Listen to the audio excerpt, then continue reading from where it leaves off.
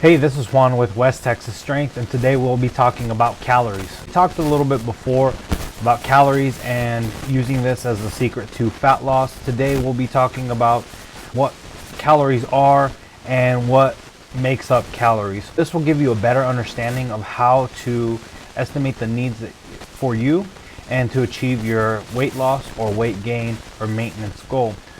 Now, this topic came about because I was getting a lot of questions about the confusion about how to figure out how to swap meals, which is more advanced and as you get to learn more about nutrition. But the thing that we have to learn in the very basics is calories.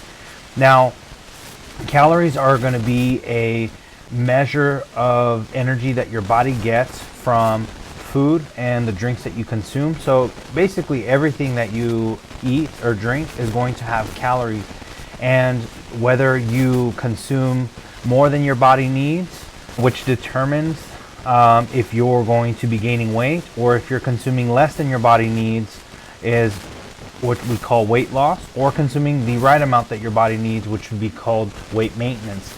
Now, this is a way to fuel your body, and calories are going to be made up of what we call macronutrients. So macronutrients are something that you may have heard of, and that's going to be what we call protein, carbohydrates, and fats.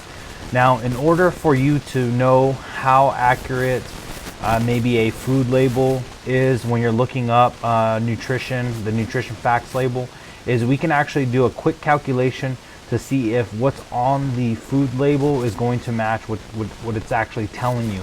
We're going to use some examples and tell you how much of each macronutrient has a value in terms of calories. First, we'll start with protein, and protein, I would say, is not necessarily the most important, but in particularly in weight loss, that's something that we want to aim for and hit adequate protein intake to make sure that you're getting your results, maintaining lean muscle mass, and then also keeping us satisfied.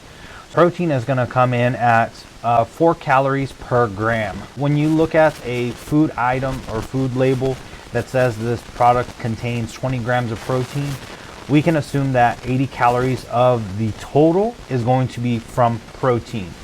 Now, if we look at the carbohydrate intake of that particular item, say it's 20 calories or 20 grams as well, but coming from carbohydrates, carbohydrates are going to have the same value as protein as 4 calories per gram. At 20 grams of carbs, this item now has 80 calories per serving size. So we have protein at 80 calories at 20 grams.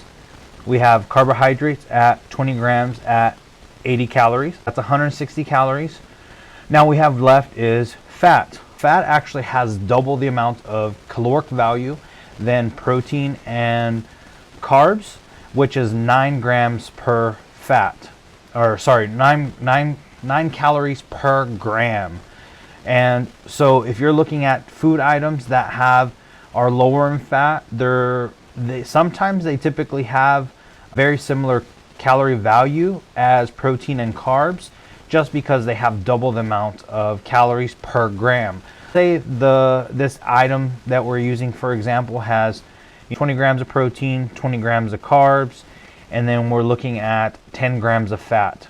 So 10 grams of fat is going to give you 90 calories from fat. Then now we can add up the total, which we had 80 calories from protein, 80 calories from carbohydrates, which gives you a subtotal of 160 calories.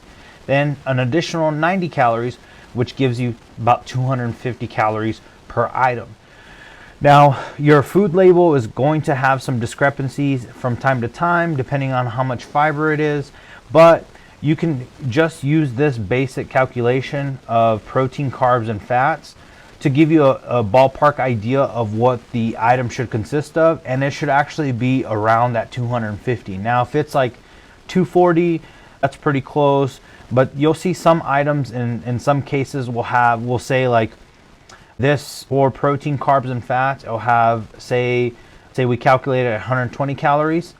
This item may say, hey, it's only 60 calories. But we'll talk about that later because that's a little bit more detailed. But if you can calculate how much calories are in a certain food item from the protein, carbohydrates, and fats, then you should know around how much you're consuming per item or per serving of that item.